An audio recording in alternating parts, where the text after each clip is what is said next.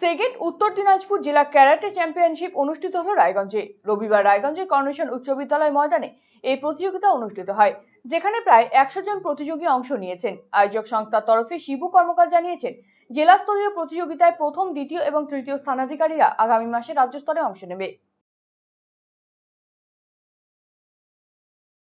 Karate association of Bengal আমাদের যেটা একমাত্র সরকারি সংস্থা আমাদের রাজ্যের, যেটা অনুমোদিত বেঙ্গল অলিম্পিক, যে তারই শাখা হচ্ছে আমাদের উত্তর দিনাজপুর যে ডিস্ট্রিক্ট অ্যাসোসিয়েশন।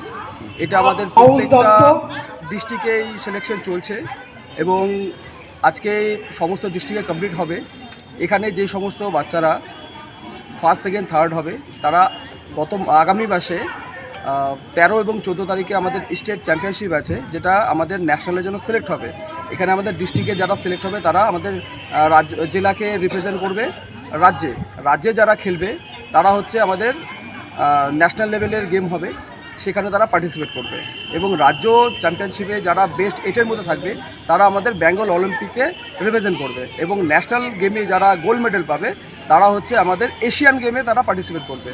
প্রায় 100 জনের মতন অংশগ্রহণ